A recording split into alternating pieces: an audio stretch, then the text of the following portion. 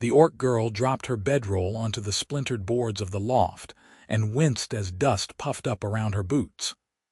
"I've slept in ditches softer than this town," she said to no one in particular, though the human carpenter below had just finished showing her the space.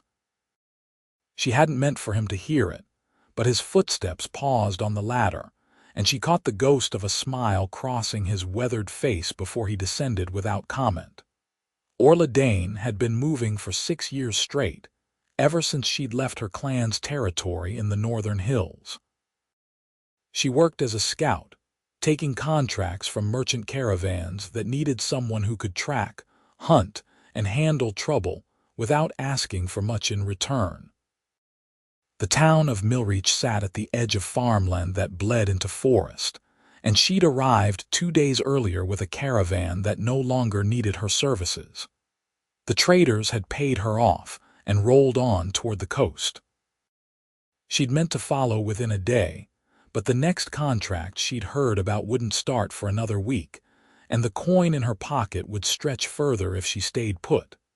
The barn belonged to Callum, a carpenter whose workshop sat adjacent to the structure.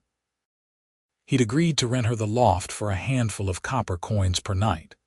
The space was bare except for old straw, a few broken crates, and a narrow window that let in more cold than light. Still, it was shelter, and Orla had learned not to expect more than that. She spread her bedroll over the least splintered section of floor and sat down to unlace her boots. Her feet ached from weeks on the road, and her shoulders carried the permanent knots of someone who slept light and woke fast. She pulled a strip of dried meat from her pack and chewed it slowly, watching the afternoon light slant through the gaps in the roof boards. Below, she heard the sound of a saw biting through wood. The rhythm was steady and sure, the kind of sound that came from years of practice. She'd noticed Callum's hands when he'd opened the barn door earlier. They were scarred and calloused, but his movements had been careful, precise. He was probably in his early 30s, with dark hair going gray at the temples and eyes that looked like they'd seen their share of trouble. He hadn't stared at her tusks or her green skin the way most humans did.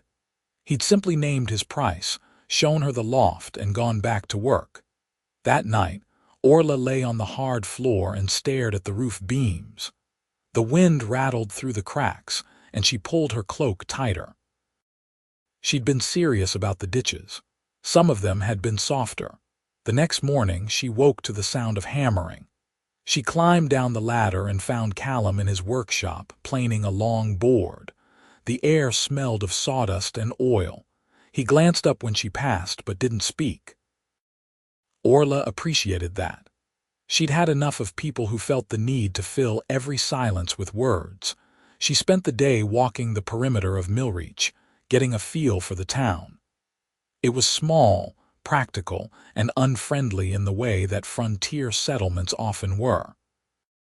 People watched her with suspicion but kept their distance. She bought bread and cheese from a market stall, and the vendor took her coin without meeting her eyes. By evening, she was back at the barn, her pack lighter and her mood no better. She climbed the ladder and found something new in the loft. A wooden frame, barely started, leaned against the far wall. It looked like the beginning of a bed. She stared at it for a long moment, then climbed back down to the workshop. Callum was sweeping sawdust into a pile. He looked up when she entered. "Did you leave that frame upstairs?" Orla asked. "I did." "Why?" He leaned on the broom handle. "Heard what you said yesterday, thought I'd do something about it." Orla crossed her arms. "I didn't ask you to, I know. I can't pay you for a bed." "I didn't ask you to."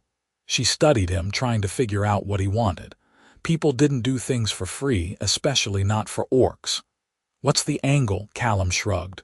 "No angle, I'm a carpenter, I build things. You need a bed seemed straightforward." Orla didn't know what to say to that, so she nodded once and left. When she climbed back to the loft, she looked at the frame again. It was good work, even unfinished. The joints were clean, the wood solid. She ran her hand along one of the posts and felt the smoothness of it. Then she lay down on her bedroll and tried not to think about what it would feel like to sleep on something soft. The frame grew slowly over the next few days. Callum would work on it in the evenings after finishing his other projects. Orla watched from a distance, pretending not to be interested. He added crossbeams, sanded the posts, carved simple details into the headboard. He worked with a quiet focus that reminded her of the way her father used to sharpen blades. There was care in it and patience. She asked him about it once.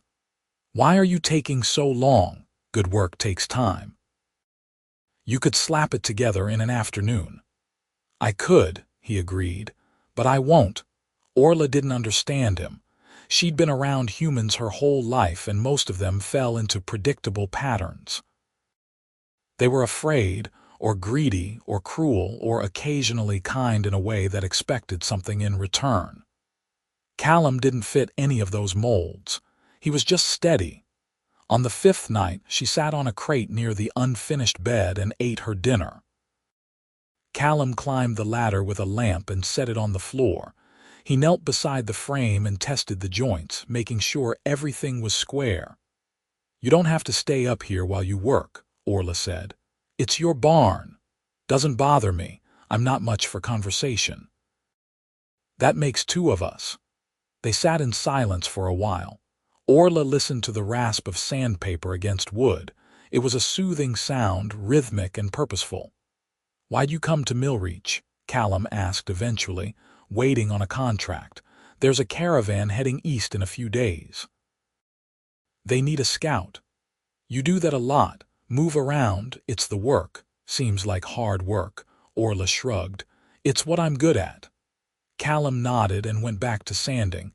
He didn't press her for more, and she was grateful for that. She'd learned that most people didn't really want to know about her life. They just wanted to fill the quiet with noise. But Callum seemed content with silence, and that made him easier to be around. The next morning, Orla walked to the edge of town and found the man who'd promised her the scouting job. He was a trader named Henrik, and he looked uncomfortable when she approached. "Change of plans," he said before she could speak. "We're pushing the departure back another week. Maybe 2. Orla frowned. "You said it was definite." "I know what I said, but my partner got sick and we need time to sort things out. I'll still pay you when we leave, but I can't say exactly when that'll be." Orla wanted to argue, but she knew it wouldn't help. She nodded and walked back toward the barn. Her coin was running low, and she'd already paid Callum for the week. If the job kept getting delayed, she'd need to find work elsewhere or move on to another town.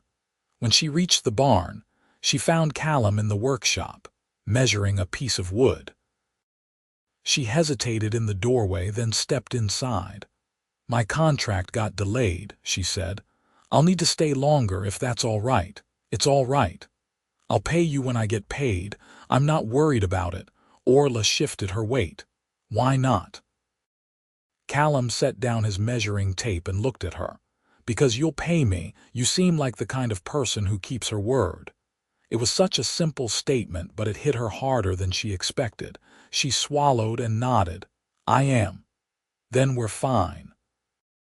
That evening, Callum brought a sack of apples to the loft and left it beside her bedroll. When she asked him about it, he said his neighbor had too many and was giving them away. Orla didn't believe him, but she ate the apples anyway. They were crisp and sweet, better than anything she'd bought in town. The bed kept growing. Callum added slats to support a mattress, reinforced the frame, carved small details into the corners. Orla watched him work and found herself asking questions. Where had he learned carpentry? His father had taught him. How long had he been in Millreach? Nearly 10 years. Did he like it here? It was quiet, which suited him fine. She learned that he'd grown up in a larger town to the south, that he'd come to Millreach after his father died, that he preferred working with his hands to almost anything else. He asked her questions too, careful ones that didn't pry too deep. Where had she learned to track? From her uncle, who'd been a ranger. Did she miss her clan? Sometimes. Did she ever think about settling down? She didn't answer that one. 2 weeks passed, then 3. Henrik kept delaying the job, always with a new excuse. Orla started looking for other work, but Millreach was small, and there wasn't much call for an orc scout. She helped a farmer mend fences for a few days, earned enough to pay Callum, and then the work dried up again. She should have moved on. There were other towns, other contracts. But every time she thought about packing her bedroll, she found a reason to stay one more night. The bed wasn't finished yet. The weather was turning cold and traveling would be miserable. Henrik might finally set a firm date. The truth was, she didn't want to leave. It crept up on her slowly, that realization. She noticed it in small moments. The way Callum brought her firewood without asking. The way he'd started leaving the workshop door open in the evenings, a quiet invitation if she wanted company. The way she'd stopped flinching every time someone in town looked at her, because she knew she could come back to the barn and feel safe. She'd never had that before. Safety. Consistency. A place that felt like it might become familiar. It terrified her. One evening she climbed down from the loft and found Callum sitting on a stool in the workshop, staring at a half-finished board. He looked tired, and there was something heavy in his expression. "You all right?" Orla asked. He glanced up, startled, then nodded. "Fine. You don't look fine." Callum was quiet for a moment, then set the board aside. "Just thinking about something I haven't thought about in a long time." Orla leaned against the workbench. "Want to talk about it?" He hesitated, then gestured to a second stool. She sat, and he took a breath. "I was engaged once," he said. "About 8 years ago. To a woman named Mara. We were supposed to get married in the spring." Orla waited. She could tell there was more. "I built her a bed," Callum continued. "Spent months on it. It was the best work I'd ever done. Carved roses into the headboard because she loved roses. Made sure every joint was perfect. I wanted it to be something we'd keep for the rest of our lives." He paused, and Orla saw the pain in his eyes. "She left 2 weeks before the wedding. Said she'd realized she didn't love me, not the way she should. She moved to another town, married someone else within the year. I tore the bed apart and burned it. Haven't finished a bed since." Orla didn't know what to say. She reached out and rested her hand on his, a brief touch. "I'm sorry. It was a long time ago. Doesn't mean it doesn't hurt." Callum looked at her, and there was something vulnerable in his expression. "I started your bed because I thought it would be easy, just a frame, just a project. But the more I worked on it, the more it felt like I was finishing something I left undone. Does that make sense?" "It does." He turned his hand over so their palms touched. "I'm glad you stayed, Orla." Her chest tightened. She wanted to pull away, to put distance between them before this became something she couldn't walk away from. But she didn't move. She let her hand stay in his and admitted quietly, "I'm glad too." That night she lay on her bedroll and stared at the unfinished bed. It was nearly done. The frame was complete, the slats in place, the details carved. All it needed was a mattress. Once it was finished, she'd have no excuse to stay. The thought made her stomach twist. The next morning, Callum went into town to pick up supplies. Orla stayed at the barn, restless and unable to settle. She paced the loft, then climbed down and wandered through the workshop. Her eyes landed on a pile of scrap wood in the corner. Without thinking, she picked up a piece and a knife and started carving. She wasn't skilled like Callum, but she knew how to work a blade. She shaped the wood into a small figure, rough and simple. It took her most of the afternoon. When Callum returned, she handed it to him without explanation. He turned it over in his hands. It was a bird, wings spread as if in flight. "I don't have much to give," Orla said, "but I wanted you to have something." Callum looked at her, and his expression was soft. "Thank you." He set the bird on his workbench in a spot where he'd see it every day. That evening they sat together in the loft while Callum applied the final coat of oil to the bed frame. The wood gleamed in the lamplight, warm and golden. Orla traced her fingers along the headboard, feeling the smooth curves of the design he'd carved. "It's beautiful," she said. "It's yours." She looked at him. "What if I leave? Then it's still yours, waiting for when you come back." Orla's throat tightened. "You can't just wait for people, Callum. They might not come back, I know." "Then why would you do that?" He met her eyes. "Because some people are worth waiting for." She wanted to tell him not to say things like that she wasn't worth it, that he'd be disappointed, that she'd only hurt him. But the words wouldn't come. Instead, she leaned forward and kissed him, quick and uncertain. Callum froze for half a second, then kissed her back. His hand came up to cup her face, gentle and careful. When they pulled apart, Orla's heart was pounding. "I don't know how to stay," she whispered. "You don't have to know, you just have to try." The bed was finished 3 days later. Callum brought up a mattress he'd gotten from a woman in town, thick and stuffed with wool. He set it on the frame, and Orla sat down on it cautiously. It gave under her weight, soft and yielding. She lay back and stared at the ceiling, stunned by how different it felt from the hard floor she'd been sleeping on. "Well," Callum asked, "it's perfect." He smiled, and it was the kind of smile that reached his eyes. "Good." That night, Orla slept in a real bed for the first time in 6 years. She woke once in the middle of the night, disoriented by the softness, and had to remind herself where she was. When she drifted back to sleep, she dreamed of roots growing deep into the earth, anchoring her in place. The next morning, she went to find Henrik. The trader was packing crates in front of his wagon, and he looked relieved when he saw her. "Finally got everything sorted," he said.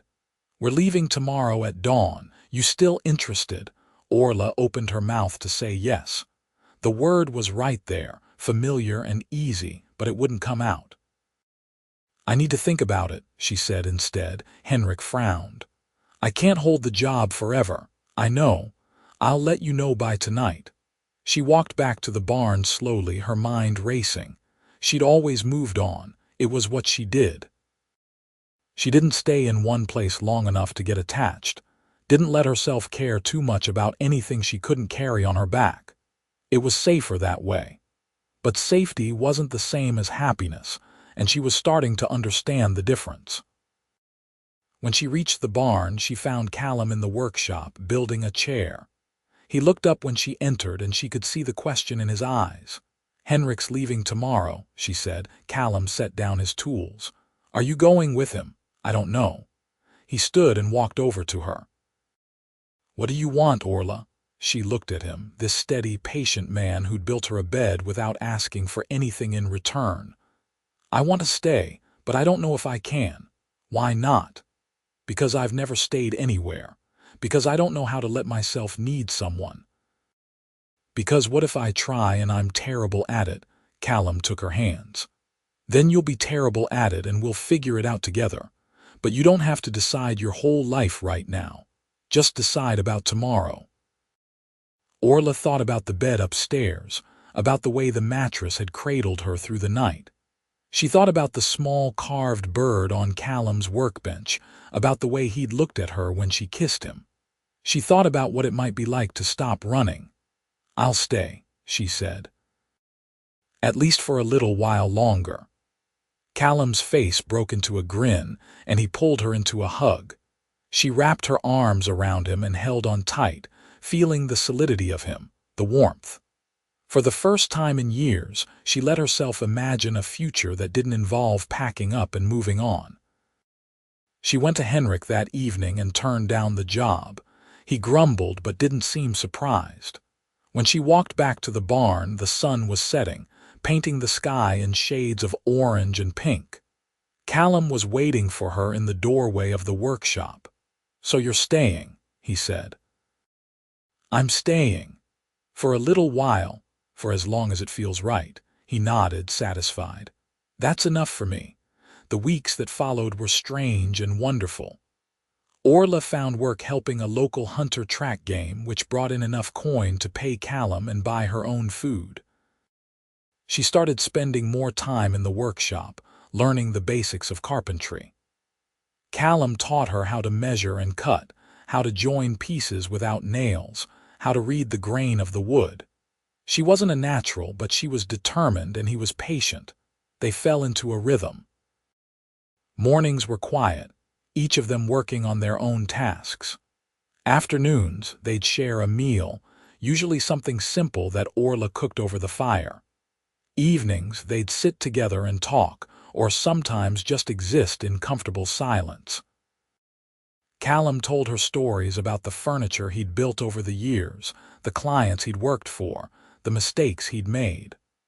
Orla told him about her travels, the places she'd seen, the people she'd met. She didn't talk much about her clan, and he didn't push. The first time she stayed the night in his house instead of the loft, it was because of a storm. The rain came down in sheets, and the wind howled through the cracks in the barn. Callum came up to the loft and found her huddled under her cloak, shivering. "Come inside," he said. "The house is warmer." She followed him across the yard, ducking against the rain. His house was small but well made, with a fireplace that filled the main room with heat.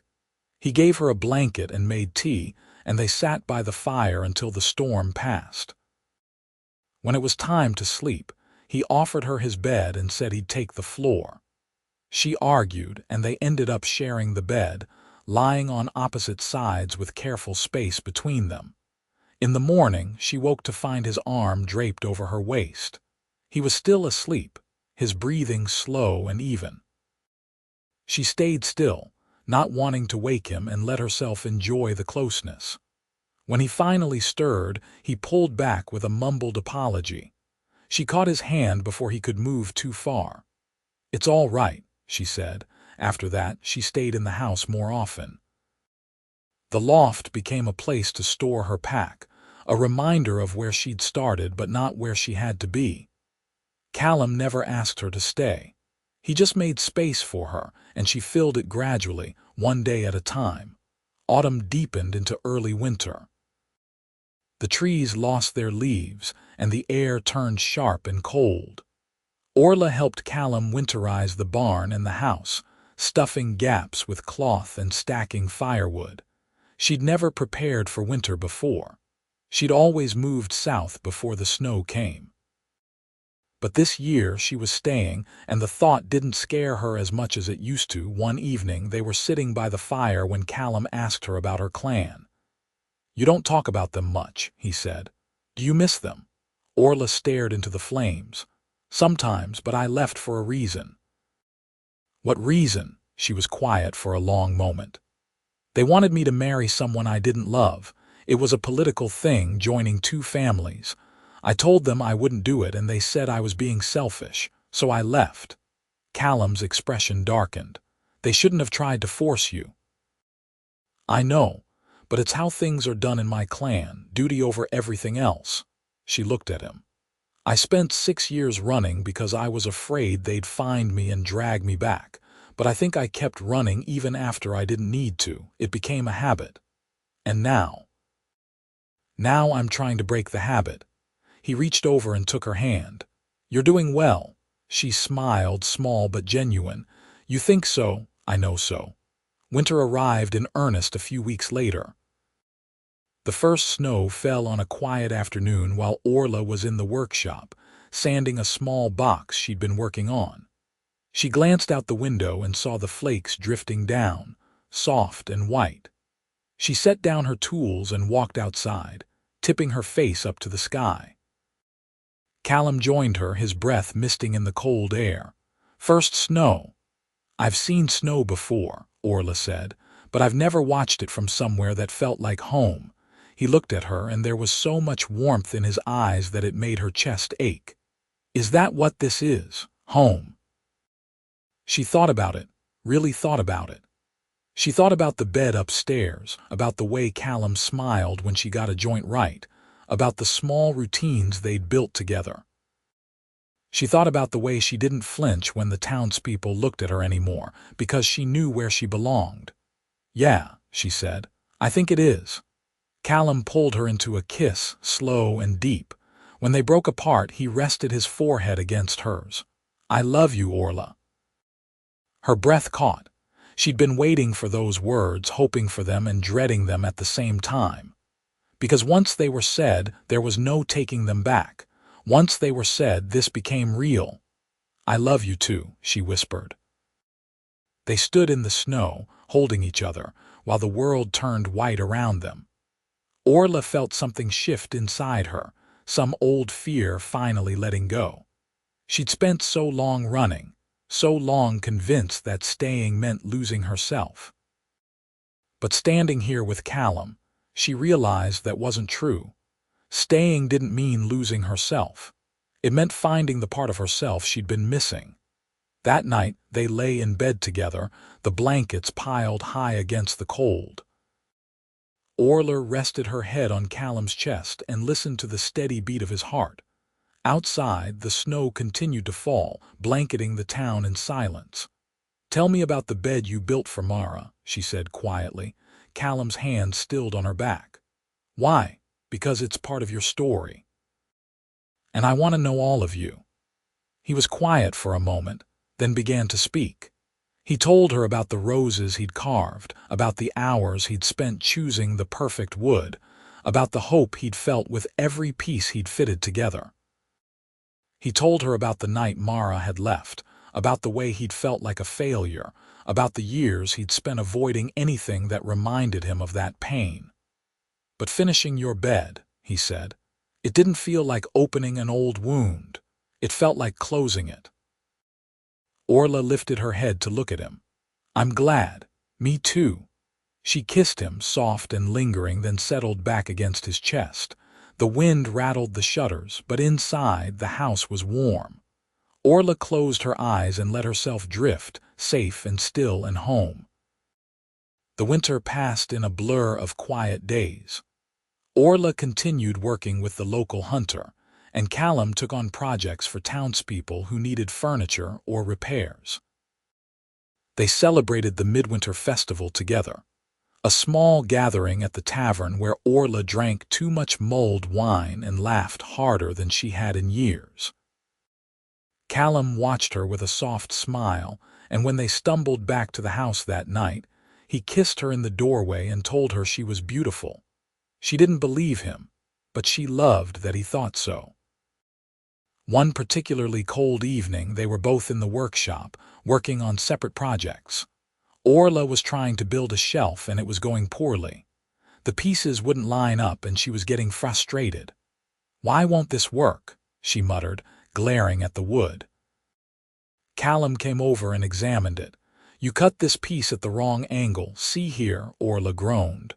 "I measured it 3 times. Measuring's only half of it. You have to account for the blade width when you cut." She handed him the saw. "You do it." "No." "You'll learn better if you do it yourself." She shot him a look, but he just smiled. She grumbled and took the saw back, redoing the cut. This time it fit. She grinned, triumphant, and Callum kissed her temple. "See, you're getting the hang of it." By the time spring arrived, Orla had settled into Millreach in a way she'd never thought possible. She knew the townspeople by name now, and they knew her. Some were still wary, but most had accepted her presence.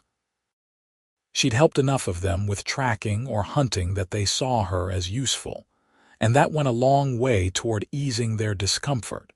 She and Callum talked about the future sometimes, in vague terms. Neither of them wanted to rush things, but it was clear they were building something permanent. Orla had stopped thinking about leaving.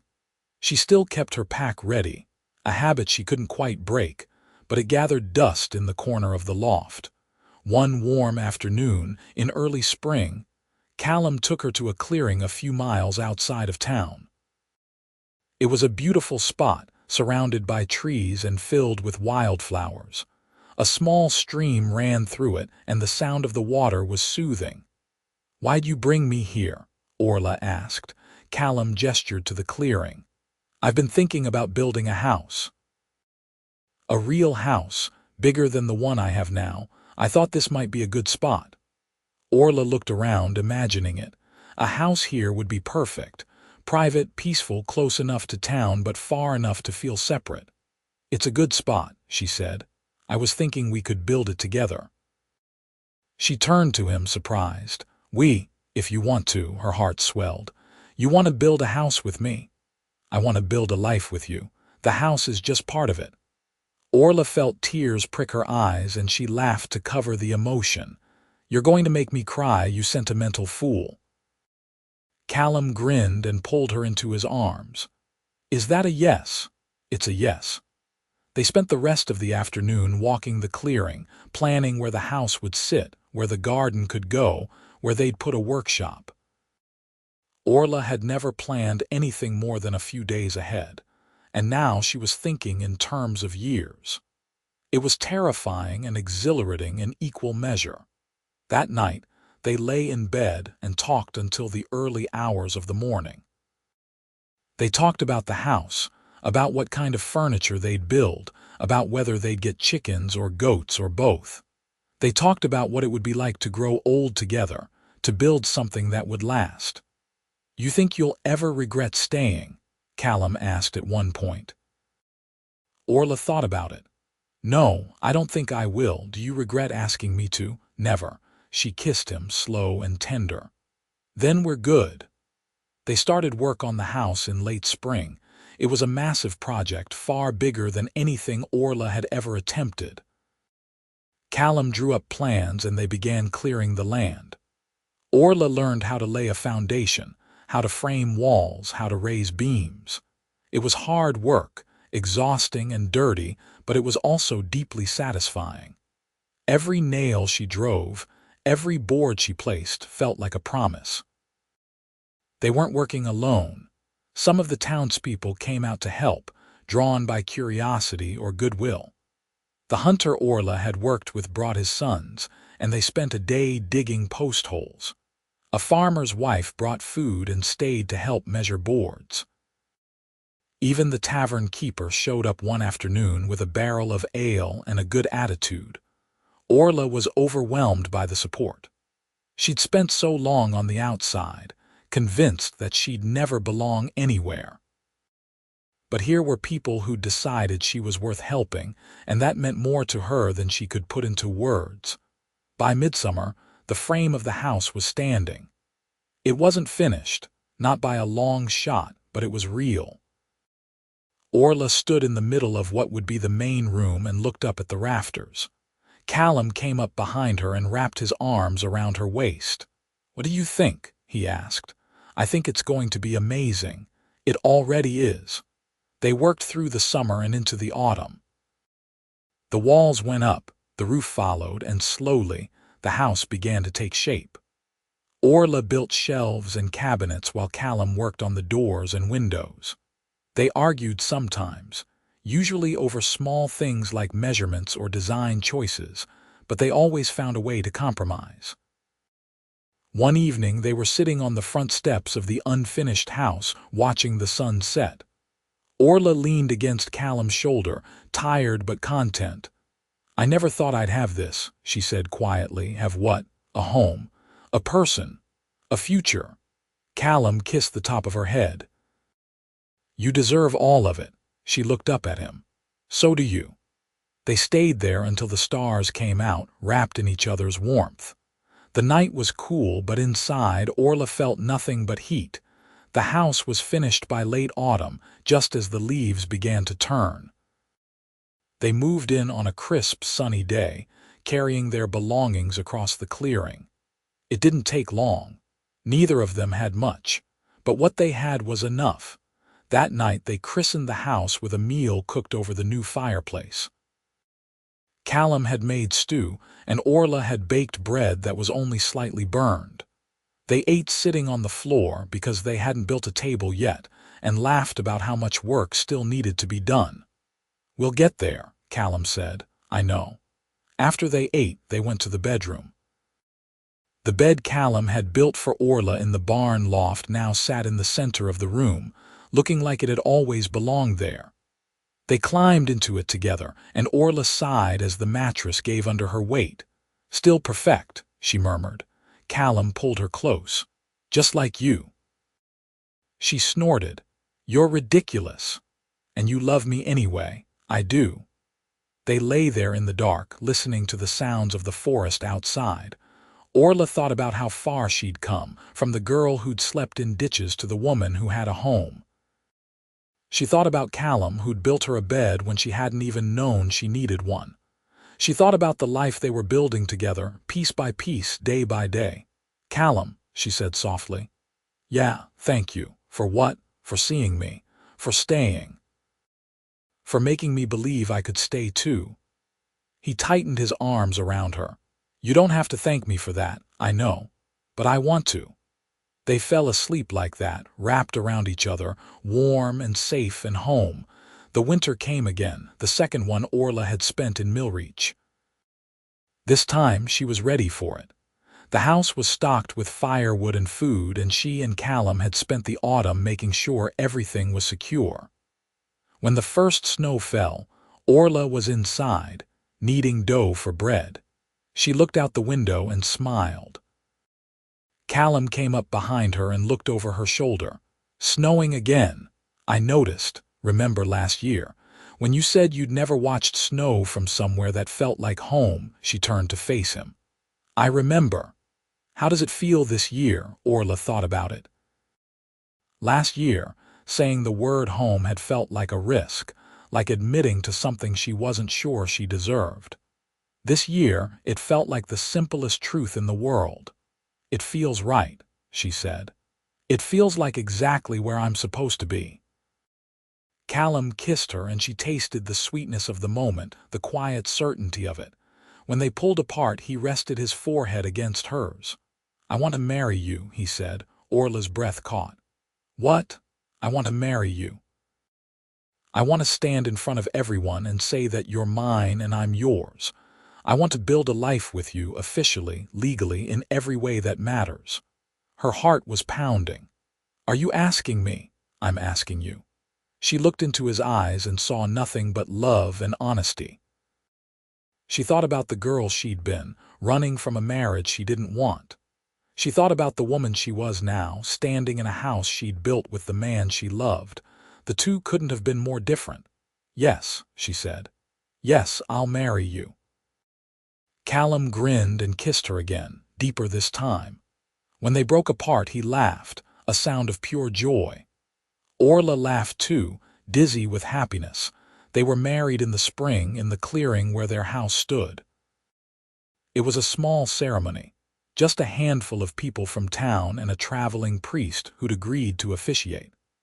Orla wore a simple dress that Callum had insisted on buying for her, and he wore his best shirt and trousers. They stood under a tree that was just beginning to bloom, and they spoke their vows. Orla promised to stay, to build, to love him for as long as she lived. Callum promised to be her home, her partner, her safe place.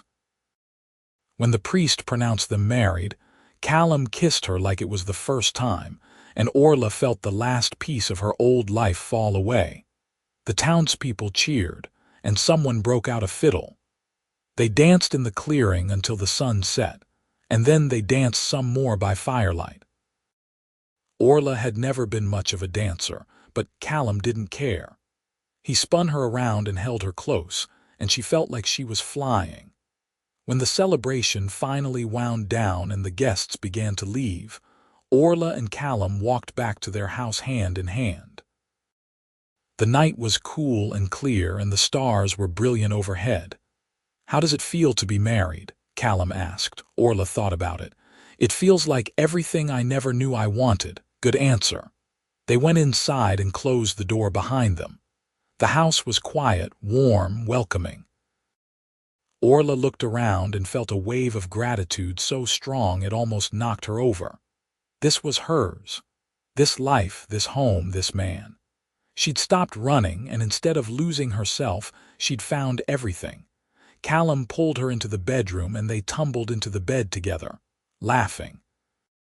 They made love slowly, tenderly, taking their time.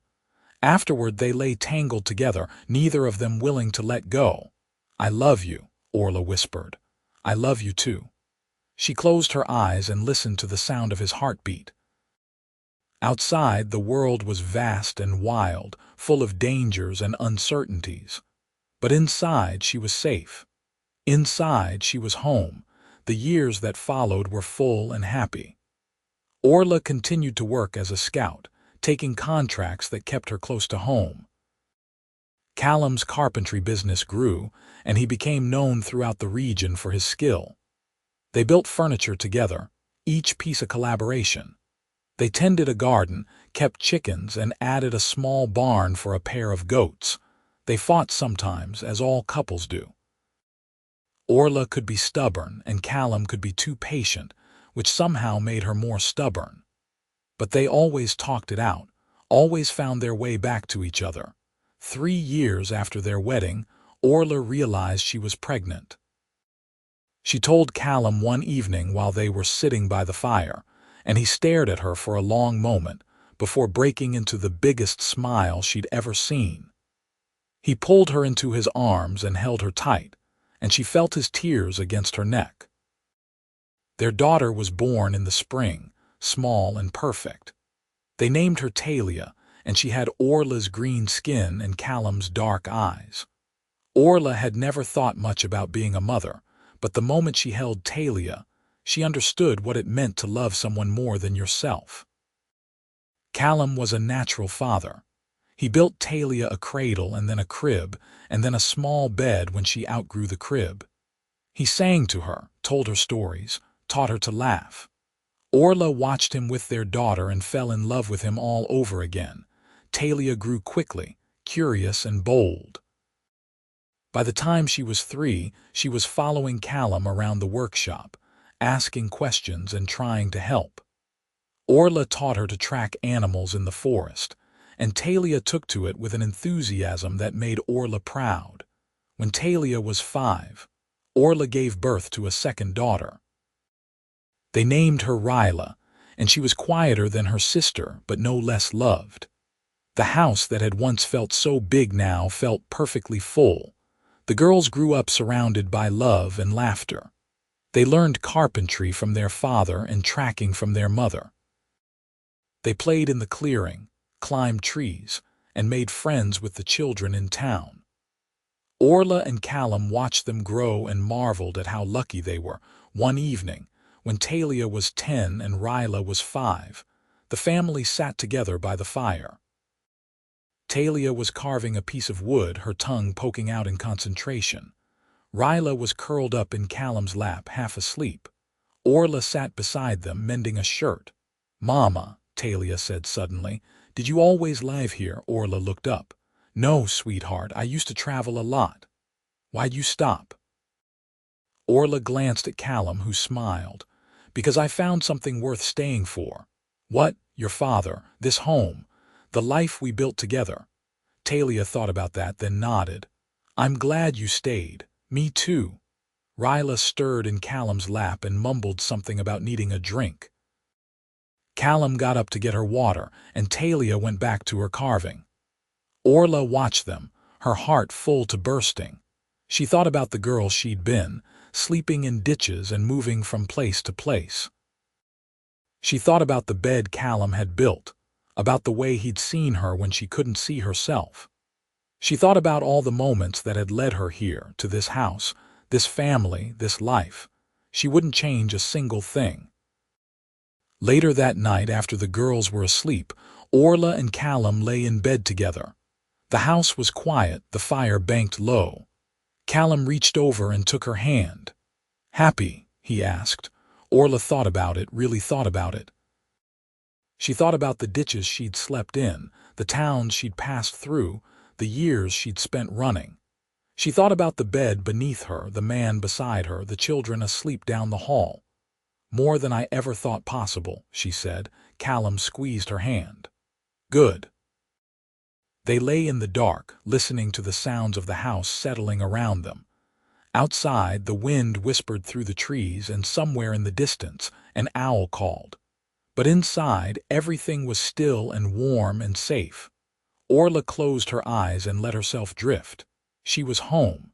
She was loved. She was exactly where she belonged. And that, she thought, was worth more than anything.